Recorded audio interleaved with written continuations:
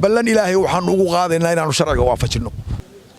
mashruuca waa la fulinayaa waa soconayaa waa la dhisayaa wasiirka wasaaradda hawlaha guud iyo guriyeynta Soomaaliland Cabdirashiid Ducaale Qambi oo wehelinayo maayirka degmada Burco ayaa si wada jir u kormeeray qaar ka mid ah dhulalka ugu muhiimsan ee ay dawladdu leedahay kuwaas oo qaarkood lahanshahooda ay sheeganayaan dad shacab ah wasiirka wasaaradda hawlaha guud Cabdirashiid Ducaale Qambi ayaa waamir adag ka soo saaray dhismayaasha sandaqadaha ee ka hor dhisan isbitaalka weyn ee magaalada Burco iyo tiyaatarka magaalada waxaan ugu baaqay dadka leh inay muddo hal bil kaga furfurtaan goobahaasi sheegaynaa oo dadweynaha degmada Burco u sheegaynaa sanadka soo socda bilowgiisa inaan wasaaradda hawlaha guud iyo haddii beedanka leeyahay dawladda hoose ee Burco ay iskaashanayaan magaaladana u sameynayaan master plan taasoo kharashaadkeedii wasaaradda hawlaha guud iyo golaha deegaanka ee Burco ay diyaarinayaan labadooduba waxaan dadweynaha Burco u sheegayaa haddii aad dhulka yeelateen oo wixii dan guud yeelateen oo wasaaradda hawlaha guud aad ka noqotaan oo aad ka noqotaan haddii beedankeeda leeyahay dawladda hoose waxaan ahayn xumaan oo ka kordhaya ma jiro dadka dhulka waxyaalaha aan sharciga waafaqsanayn ka sheegaya waxaan u sheegayaa dadka dhulka hadday doonaanba sayladda dhexdeeda sheeganaya in sharciga la waafajin doono geesta kale wasiirka wasaaradda hawlaha guud iyo guriyeynta Soomaaliland ayaa wacad ku maray inay gacan bira ku qabanayaan cid kasta oo isku dayda inay dhulka danta guud xatooye ku qaadato mashruuca waa la fulinayaa waa soconayaa waa la dhisayaa dadka sayladda dhexdeeda ka adeegta waxyaalaha badan aan sharciga ahayn kaga shaqeysta sayladda dhexdeeda ballan ilaahay waxaan ugu qaadaynaa inaanu sharciga waafajino sharciga laga bilaabo waqtigan aynu joogno inaan qof sharciga weydaarsan loogu turin oo xaalku marayo dhul dawladdu leedahay dhul shacab marka leeyahay dawladda dhulka waa dhul shacabka ka dhaxeeya waa dhul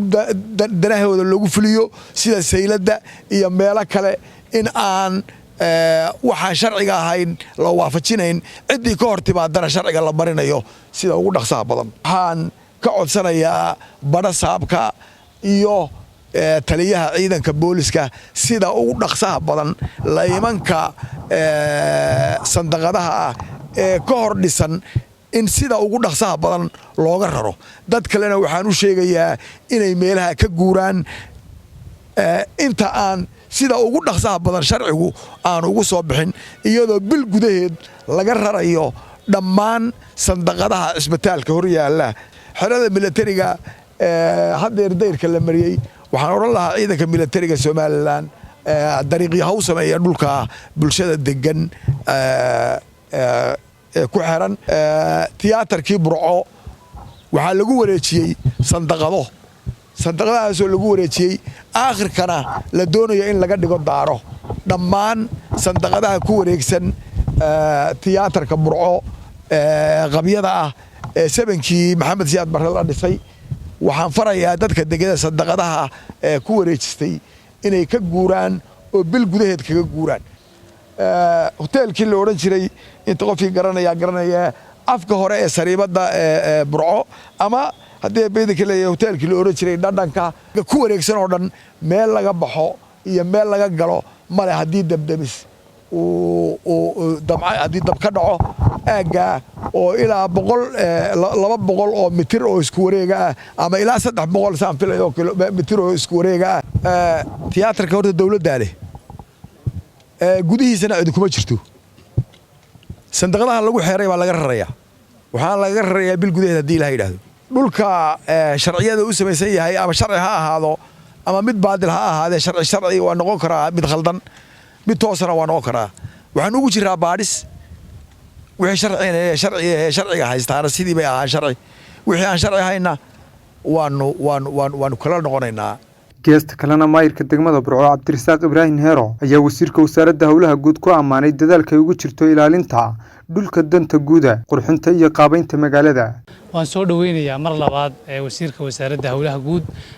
wasaaradda hawlaha guud waa wasaaradda koobaad marka laga yimaado wasaaradda arrimaha gudaha oo aanu halkan xukuumadda dhexe ka galnaa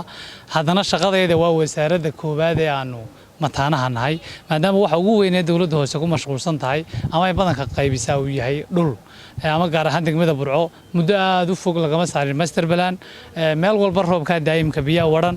wadooyinkii caqabadaha ka jira magaalada ma laha library ma laha meel parking la dhigto suuqeenu waa cufan yahay haddii hal dab ka kaco meel alla meel laga damiyay meel gaarigu soo maraa ma jirto wasaaradda qaranka u samaysanay in dadka shacabka ay dareemaan dawladnimada inay helaan meelo ay leeyihiin inay helaan meelo ku ammaan qabaan